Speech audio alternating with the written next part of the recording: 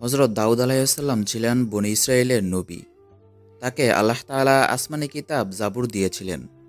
তিনি বনী ইসরাইলের যে সম্প্রদায়ের কাছে প্রেরিত হয়েছিলেন তারা সমুদ্র উপকূলের অধিবাসী ছিল। তাদের জীবিকা নির্বাহের মূল উৎস ছিল মাছ শিকার করা। তবে তাদের জন্য শনিবারে মাছ শিকার নিষিদ্ধ ছিল, কারণ দাউদ আলাইহিসসালামের কণ্ঠ সবাইকে মোহিত করত।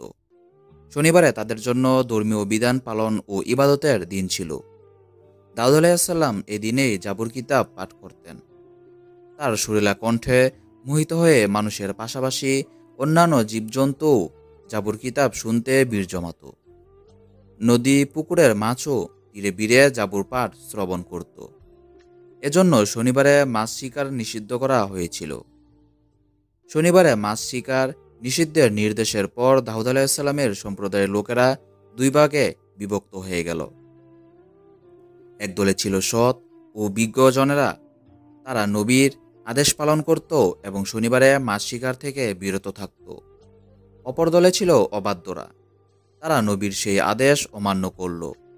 শনিবারে সরাসরি মাছ শিকার না করলেও জাল দিয়ে আটকে ফেলত ও রোববারে সেসব মাছ ধরত। সৎলোকেরা তাদের এই অপকর্মে বাধা দিলেন, কিন্তু তারা বিরত হল না। অবশেষে সৎলোকেরা অবাধ্যদের সঙ্গে যাবতীয় সম্পর্ক ছিন্ন করে পৃথক হয়ে গেলেন। এমনকি বাসস্থানও দুই ভাগে ভাগ করে নিলেন। এক ভাগে অবাধ্যরা বসবাস করত, আর অপর ভাগে সৎ ও বিজ্ঞজনেরা বাস করতেন। আল্লাহ তাআলা অবাধ্যদের এই সীমা লঙ্ঘনে ক্রোধান্বিত হলেন। তাদের উপর অভিশাপ বর্ষণ করলেন। তারা আল্লাহর ক্রোধে বানরে রূপান্তরিত হয়ে গেল। কাতাদা বলেন, তাদের যুবকরা বানরে এবং বৃদ্ধরা শূকরে পরিণত হয়ে গিয়েছিল। রূপান্তরিত বানররা নিজ নিজ আত্মীয় স্বজনকে চিনত এবং তাদের কাছে এসে অজরে অশ্রু বিসর্জন করত। একদিন সৎলোকেরা অবাধ্যদের বস্তিতে অস্বাভাবিক নীরবতা লক্ষ্য করলেন। এরপর সেখানে পৌঁছে দেখলেন যে সবাই বিকৃত হয়ে বানরে রূপান্তরিত হয়ে গেছে। হাদিসে এসেছে, এক সাহাবী একবার রাসূল সাল্লাল্লাহু আলাইহি সাল্লামকে জিজ্ঞেস করলেন, ইয়া রাসূলুল্লাহ, আমাদের যুগের বানর ও শূকরগুলো কি সেই রূপান্তরিত ইহুদি সম্প্রদায়?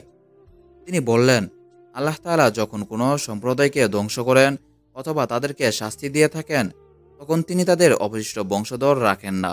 মূলত বানর ও শূকর পৃথিবীতে তাদের পূর্বেও ছিল। পবিত্র কোরআনে আল্লাহ তাআলা এই বিষয়ে বলেছেন, আর তোমাদের মধ্যে যারা শনিবার সীমালঙ্ঘন করেছিল তাদেরকে তোমরা নিশ্চিতভাবে জেনেছিলে, ফলে আমি তাদেরকে বলেছিলাম, তোমরা ঘৃণিত বানরে পরিণত হও। সূরা বাকারা আয়াত ৬৫।